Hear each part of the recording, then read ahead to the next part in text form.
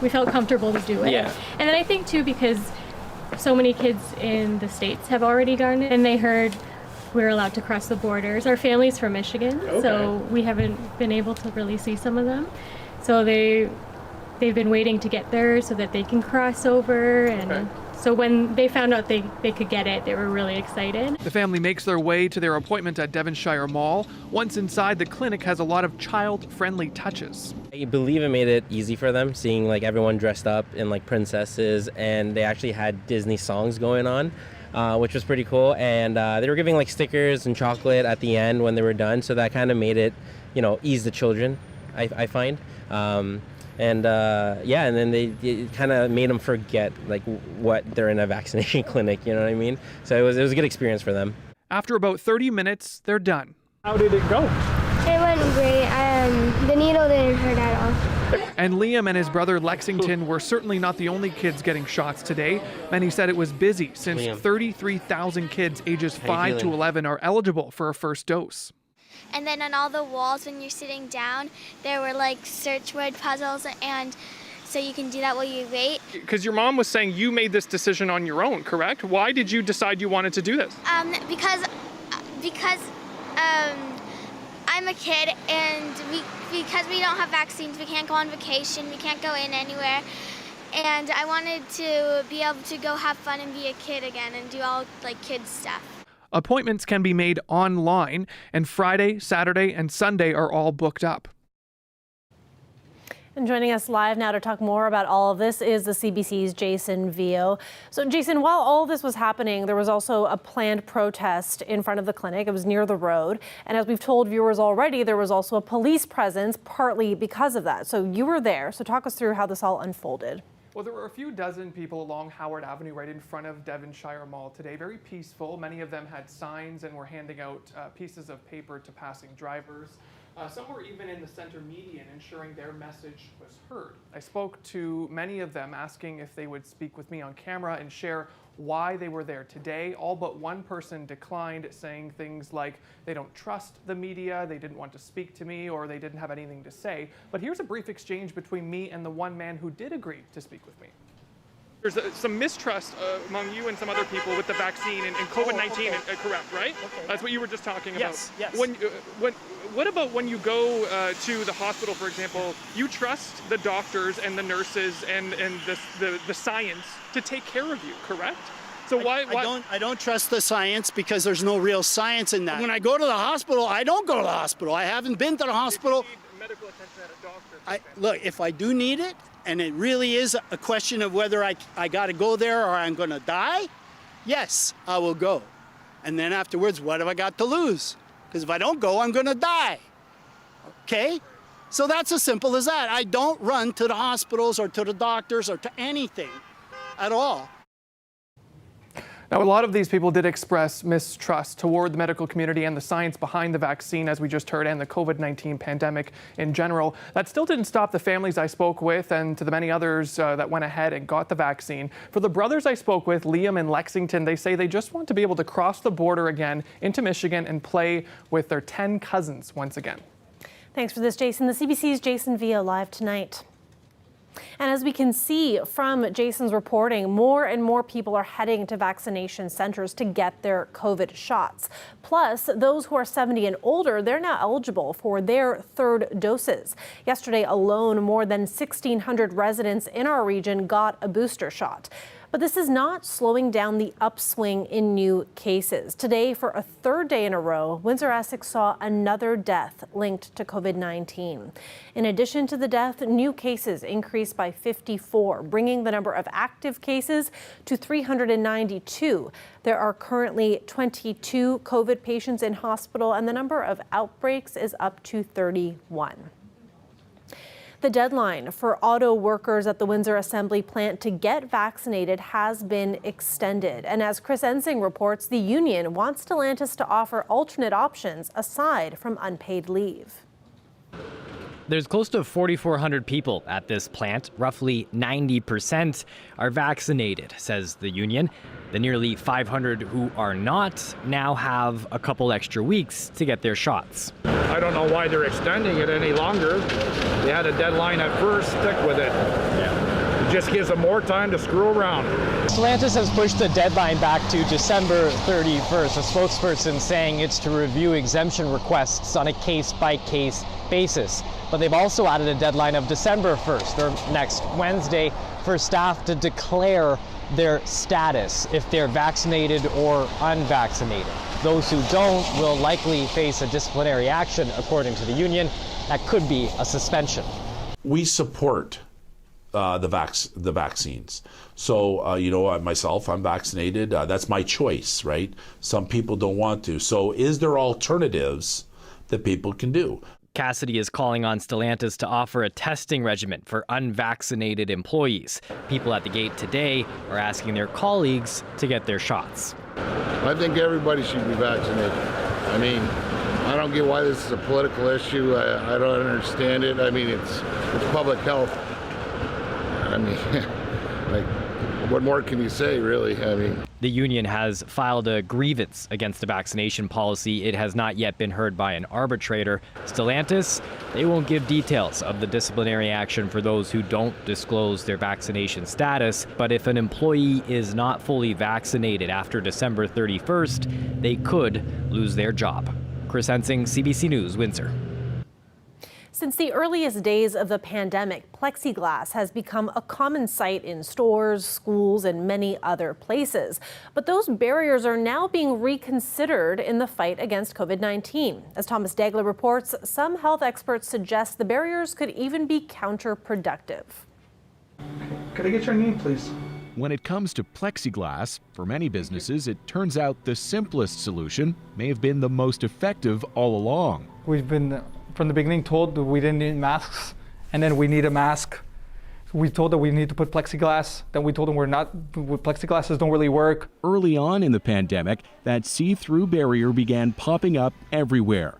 In libraries, restaurants, even legislatures. Plexiglass became a hot commodity suppliers couldn't keep up. But now, from public health experts, a warning.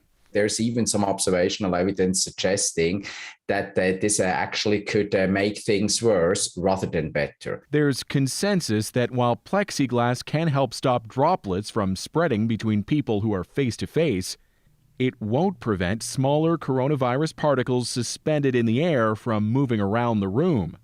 Aerosol dynamics expert Jeffrey Siegel has been saying so for many months. We want good ventilation, and when we erect barriers to airflow, we can sometimes kind of create dead zones or trap the air. At this Montreal spa, they did the right thing, avoiding big plexiglass walls that trap air, instead installing a barrier for protection at the reception and leaving that mask on behind the plexiglass. We've decided to keep it, and we might keep it forever.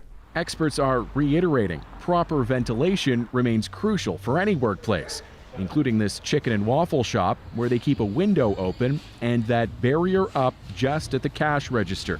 Bottom line is that we don't know where everyone who has been when they come in to order for takeout. We don't know if they're fully vaccinated. We don't know if they've traveled.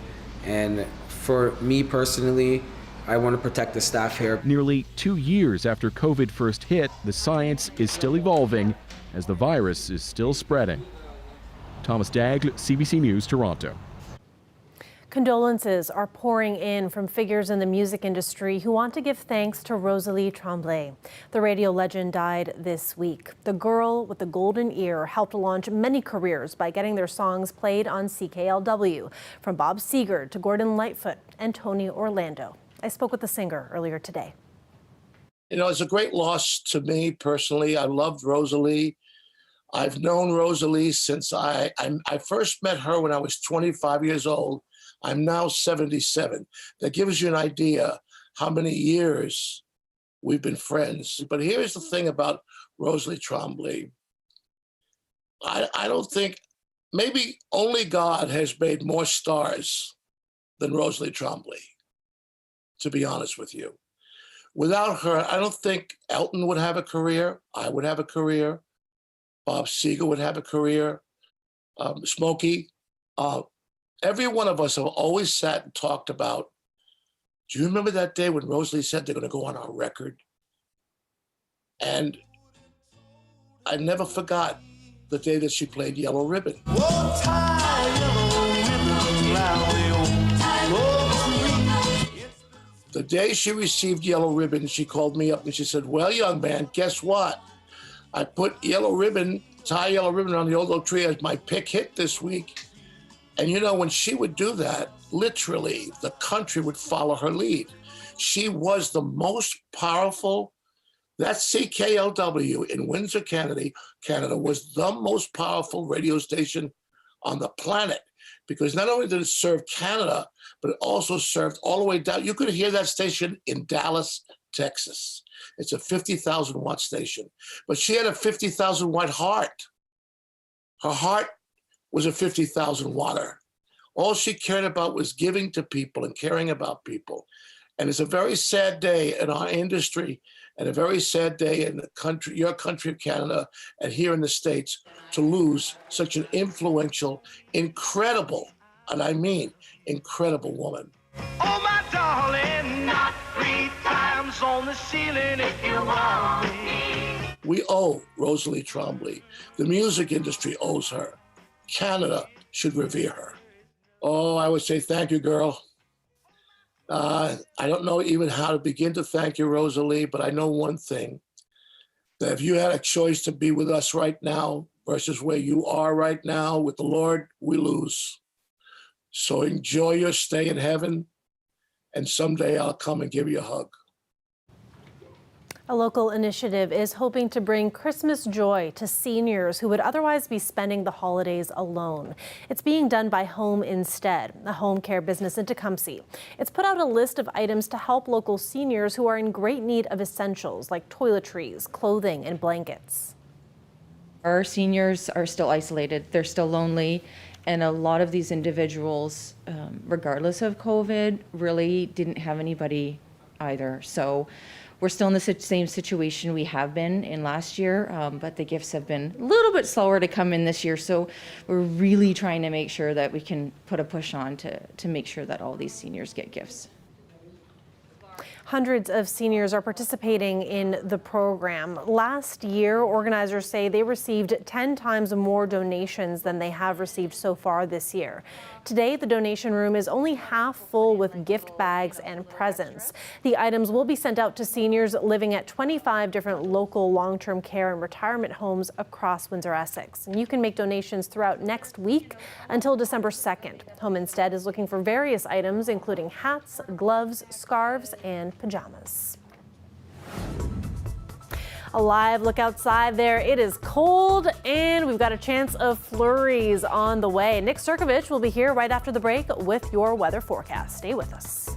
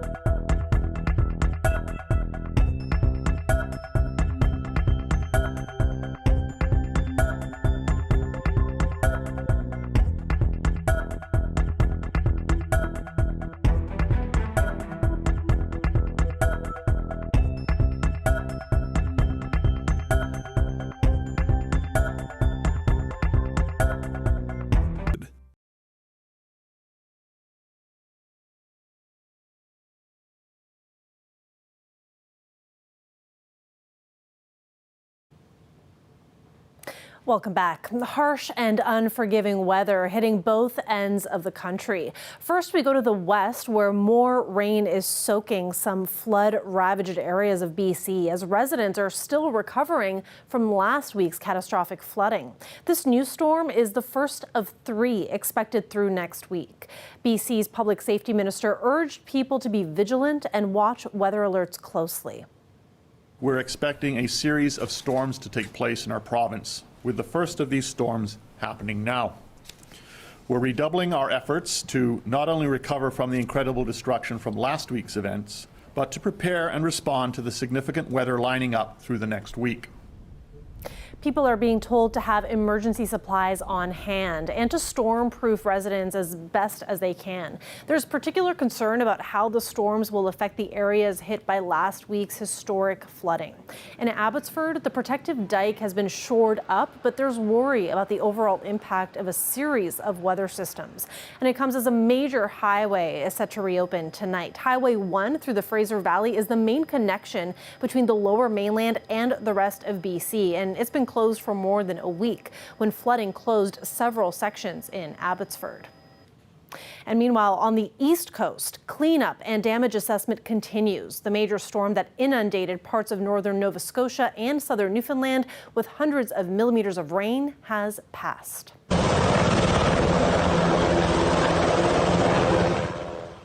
In southwestern Newfoundland, the heavy rains triggered a dramatic rescue. 2 campers who were left stranded by rising river water were recovered by a search and rescue helicopter and airlifted to safety. A number of communities remain cut off because roads, including the Trans-Canada Highway, have collapsed or been washed away. Flooding remains a serious problem in many areas, and it will be several days before aid can arrive by land. Marine Atlantic, which operates ferries between Newfoundland and Nova Scotia, expects to resume some service tomorrow, providing emergency transport for people and supplies. Let's take a look now at our local weather with Nick Cirkovich. Nick, really dreary today, wet, and some flurries looks like are coming our way. Yeah, flurries on the way. I mean, we are heading toward December at this point. It's that time. It is, yeah. We had temperatures up around 6 degrees today across southwestern Ontario. That's about as good as it gets in the forecast looking out the next 5 days. There's a look at current temperatures at the moment. Now, rain showers, as you mentioned, a bit of a dreary day. Rain showers moving across the region, but look behind it, and you've got this blue on the radar. That's your mixed precipitation or some snowfall, and that's actually going to start to slide down. Now, there are snow squall watches in effect in the lee of Lake Huron and Georgian Bay, but that's outside the Windsor area. Nonetheless, though, I expect to see some flurries moving through. We'll see rain showers transitioning over to flurries tonight as temperatures get down to about 0 or -1, depending on where you are. There's the snow squall setup for tomorrow. Not a very strong setup, but nonetheless, we're going to see potentially about 10 to 15 centimeters of snow up there. For the Windsor area and surrounding regions, we're looking at, generally speaking, a mix of sun and cloud heading into tomorrow with just some flurries. Now, into tomorrow evening, I should say. So cloud cover to start out the day, some flurries, and then starts to break up as we head toward the evening hours. Not for long, though. Saturday, another system starts to move in. This one starts out as snowfall and then transitions over to some rainfall as we head through Saturday evening. So a bit of a mixed bag for Saturday's forecast. Winds will also remain quite strong here. We're looking at wind gusts up to about 50, even 60 kilometers per hour. That will continue into Friday evening and Saturday, and then slowly begin to taper off as we head through Saturday morning. Forecast for tonight, -2 degrees down in southwestern Ontario. Basically, the story everywhere there. A few flurries, nothing really accumulating, but definitely could slick up the roads as you head out tomorrow morning. Tomorrow afternoon, looking at highs of only about 0 to 1 degree. Again, some snowfall up around the shorelines of Lake Huron, but basically for Windsor, we're just looking at a few flurries in the forecast. 1 degree on Saturday as well. Into Sunday, we see the temperatures start to pop up. So that system I was talking about, sort of a late day Saturday into Sunday, we've got a bit of a mixed bag there. And then Monday, temperatures start to drop again. More in the way of flurries. Nothing accumulating, but still kind of messy. Still kind of messy, Yeah, but for and those cold. like you who like the snow and like the flurries, it's exciting. I get excited when I see the snowfall in the forecast. But Okay. maybe I'm one of the rare few, I don't know. I'm just not ready. I'm not mentally prepared for I it, but know. ultimately when it's here, it's beautiful. That's right. Thanks for this, Nick. All right, you bet. Now, right after the break, we're going to give you another peek at what it's been like for kids getting their very first vaccine shots. There's a lot of joy, so we're going to take you there right after the break. Stay with us.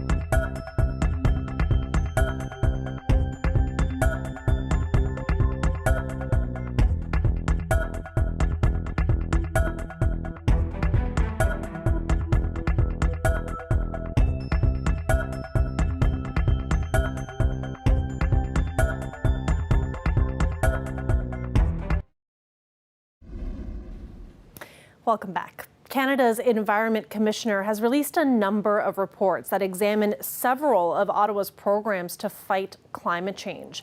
The country's environment watchdog says there's a lot of room for improvement. I'm still optimistic that Canada's performance can be turned around, but we can't continue to go from failure to failure.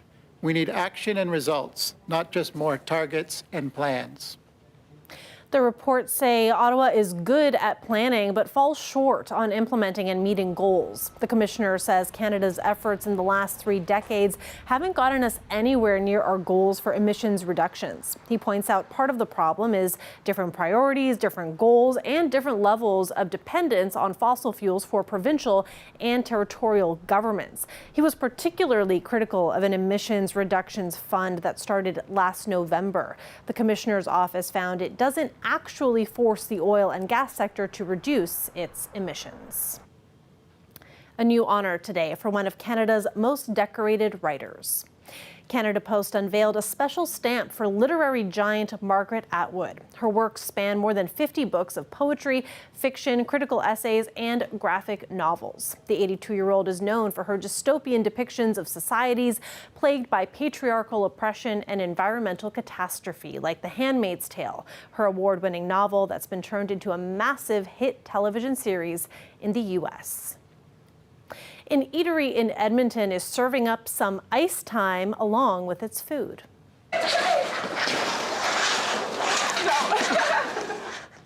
The restaurant has transformed its rooftop into a skating rink, and it made the decision to lay down the synthetic ice to make the most of its patio space during the long winter months. Cold weather lovers are invited to lace up and take a glide. And we're going to end tonight with our top story about kids 5 to 11 in our region finally able to get their first dose of the vaccine today. We've got a video of Windsor mother Sheila Rugaber surprising her son Colin with the news of his upcoming appointment. I have something to tell you. What do you think it is? What is it? On Sunday, Yeah? you get to go get vaccinated. Yay! Are you excited? Yep. You too. Yeah. Are you excited? Yeah. Yeah? Are you, you've been waiting for this? Yeah. Yay! Are you ready? It's not gonna hurt at all. It's just a little boop and it's Are you not excited? even bleeding. Yeah. Love that. So cute, and love hearing that joy and that excitement. And that was Colin's sister Courtney piping up off camera showing her support there. That is it for CBC Windsor News. For news anytime, go to our website, cbc.ca/Windsor. We're on Facebook, Instagram, and Twitter. Have a great night. Thanks for watching.